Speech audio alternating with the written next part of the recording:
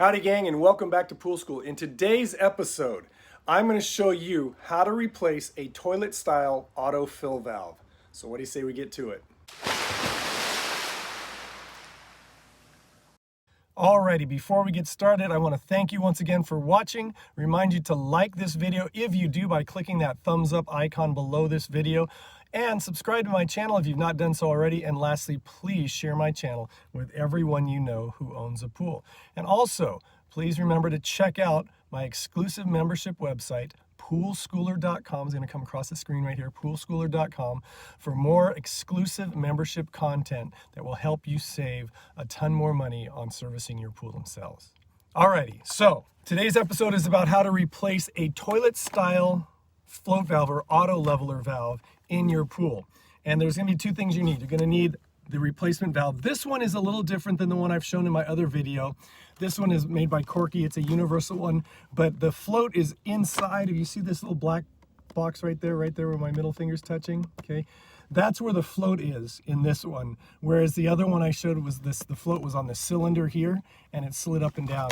So we're going to show you how to use this type of autofill valve in your pool. You're also going to want to use or get a hold of some of this. You want one of these. This is Teflon tape, and I use this at the bottom threads just to create a more watertight seal. Because when you have your autofill valve going and you have it screwed in there, you don't want water to just slowly trickle into the pool non-stop, because it will overfill your pool. So we're going to take this, the Teflon tape, and our universal Corky. This one's made by Corky. I'm not promoting a brand, but this is the style that it is, okay?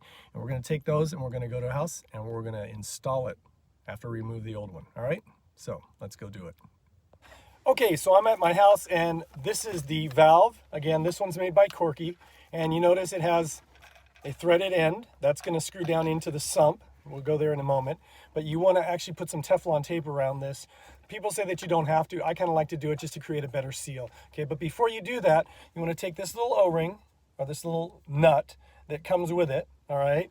And what you want to do is you want to take this red washer off. Okay, I'm going to take that red washer off. Remember the angle it goes in. See that little tapered part right there? That faces down because that's going to fit in and create a better seal, okay? But you want to take that off, set that down, and you want to take this nut and see that part of it? It's open in there, and this one's solid. You want the solid part of it to be facing down, and what you're going to do is you're just going to screw this nut all the way up onto this piece. And sometimes it doesn't like to go on there, right? But once you get it going, it fits on there really good, okay? And again, you're going to screw that all the way up on this valve, okay? All the way up till it stops. Then you want to put this back on, okay?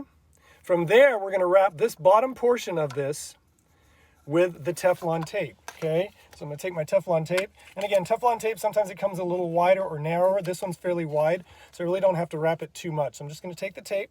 I'm going to break off the end that I used before because it gets a little gunky and bundled up. And I'm just going to take it, and I usually start from here. Put my thumb, my right thumb, this is my right hand, I put my thumb against it and hold it there, okay? And it lays on there like that. And then what I'm going to do is I'm just going to wrap it around. I kind of got to keep my thumb on it to create enough tension so it doesn't slide off the threads. And I'm just going to wrap it with the Teflon tape. I'm just going to wrap it a couple times, like once, twice, maybe 2.5, 3 times. And then I'm going to stretch that tape and snap it off. And then just kind of press the ends down. Okay, they get a little bit threads, don't worry about those threads, okay? From there, we can take this and screw it into the sump, and we'll go back to the house, and we got to do something before we take the old one out, okay? So again, remember, this piece is below this ring, okay? This nut is going to screw down and snug it up for us, all right? Now, there's one other thing that these come with. They have this little stem. A lot of these, again, different brands have different versions of this, but they have a little stem. And again, remember, these were originally used for toilets. So this little tube that comes with it, it plugs into this right here. I typically don't worry about it. The cool thing about this one, it has a shut off right here. So you can actually shut that off. And if you look at some of your toilets, when you have a flow, this little tube flows back into the bowl. There's a little tube that goes into the bowl and allows water to run into the bowl, not just the well for your toilet flushing mechanism. So you can either shut this off or just leave it open. If it tends to spray, then you might want to put this tube on. Sometimes these tubes are a little hard to get on because they're tight, and that's why I don't really mess with them. So what I do instead is I just close this off. But if you want to use that tube, you just take that tube and you point it down into the sump. But typically you're fine if you just leave it as is, okay? And then what I'm going to do is I'm actually going to close that off. Okay, so all the water goes through here. You don't have to, that's just my preference, okay? Now, let's go back, turn off the water supply, take the old one out and put this one in, okay? All right. Okay, first things first, you gotta go to the water supply for the autofill valve and shut it off. If you haven't seen my video on this, please check it out. I'll put a link to it in the description below this video so you can watch that one. It's very simple. Typically, it's somewhere near either a hose bib like this, or it's pretty close to the actual pool. And you see my little bucket over there. See the lid I have off? That's the sump for the actual autofill valve. So the way to turn it off, okay, is this is the pipe right here that goes to the autofill valve, and this is the valve that feeds the water to it, okay? You can actually shut this one off too, but I'm gonna go on this one. If it has a single one, you wanna shut off the valve that goes to that pipe down. So this one's here. Remember, if it's in line with the pipe, it's on, and you twist it so it's perpendicular with the pipe, and now it's off. And that's all I need to do to turn it off. Now we can go over to the pool, take our old one, our new one. We're gonna remove the old one. Okay, now this old one was running a little bit, and so I noticed it wasn't shutting off. So there was a problem with that. So we're gonna replace it. I'm gonna put my camera over so I can grab this with my right hand. Hold on. Okay, so very simple to take this thing out. You just unscrew it. Counterclockwise, keep unscrewing until the thing comes out. Okay, now I don't have to use that nut to unscrew it. I'm just using basic twisting. And out it comes, and there it is. See how far down that was? That's how far that thing is lodged in there. Okay, so now what I'm gonna do, I'm gonna take this one, remember, my washer is all the way up, my nut is all the way up on the end. Okay, we'll adjust the level in just a moment, okay? And down on the bottom of there is the hole, and I pretty much can just feel for it. And I gotta do this with one hand. This is a little trickier to do with one hand than it is to do with two. Okay, it's in there now. Now I'm just gonna screw it in.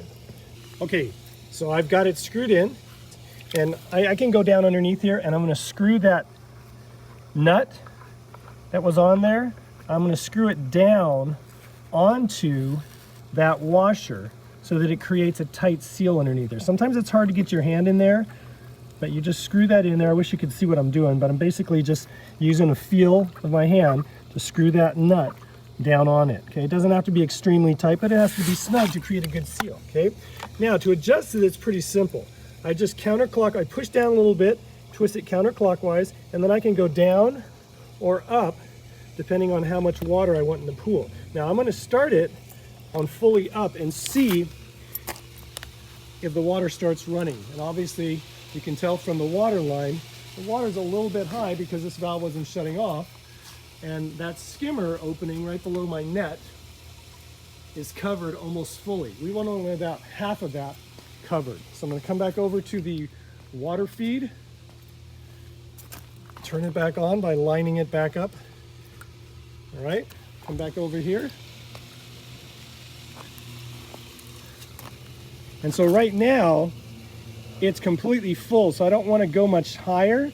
So I'm going to take it and move it down a little bit. So I'm going to back it off, shove it down, and we're going to go down to about here, okay? So what I'm going to do is I'm going to leave it as is, and I'm going to have to come back and check the water level each week because we're going to need some evaporation to happen so I can see where my water level is, okay? For you, what you can do is on a daily basis come out and check it, and you can adjust that leveler without that particular kind. You can adjust it without having to turn off your water supply, which is really cool. That's one of the reasons I like this type of auto leveler, okay? Like this. Okay, I'm gonna show you really quick how I did that from this perspective. Okay, so what I did with this thing while it was underwater, so this washer gets on there pretty tight once you get it on, okay? So just to give you an idea of what I did, is it was like this. Obviously the Teflon is gone off of this one. I screwed it all the way in to the threaded portion inside the sump. And then I took this nut, and what I was doing by hand was just by feel, twisting it down. And what that does, it pushes that washer snug on the lip of that little, the female end of the threaded sump, okay? Once I got it snug, that created a seal for me. Then what I did was I used this portion right here, and basically I twisted counterclockwise while pushing down a little bit, twisted a little bit. Okay, sorry. Okay, I twisted counterclockwise. So remember, this is inside the sump, tight on the sump, and I twisted it counterclockwise, and you either push down or lift it up to extend it, and then to shut it down, to lock it in place. I just made about a quarter turn or just a small turn clockwise, clicks it in place, and it doesn't move. And that's it. So again, because the water is so full in this pool, it's a little bit tricky because I'm gonna have to let some water evaporate before I adjust it. But I put it down about an inch below this. So that's the little float is inside there. It's kind of hard to see, but there's a float inside there, and that lifts up and down, and that shuts the water off, okay? But what happened is, again, I put it down about an inch. So we're gonna drop the level of the pool about an inch, and hopefully by next week it will evaporate it enough that we can see if we got it down. If not, I'll just adjust it as needed. Hope that makes sense. So there you have it, folks. That's my video on how to replace a toilet style autofill valve or autolover valve in the Corky brand or Corky version, okay? Again, there was one that I showed you about a year ago about the kind that slides up and down the piston. This is similar, but the valve, the float is a little bit different in where it's situated, okay? This one is actually easy to adjust than the piston style one. So it's really a matter of personal preference and which fits in your sump the best. So I hope it made sense. If you have any questions or comments, remember you can leave them in the comment section below this video, or you can always email me, and my email address is going to come across the bottom of the screen. As always, it is kennypoolschool@gmail.com. Once again, kennypoolschool@gmail.com. Thanks again for watching, and remember to remind you to like, subscribe, and share. And as always, as I sign off, remember to have fun, be safe, and always, always, always watch those kids and elderly folk and pets around water. And I'll see you next time. Bye-bye.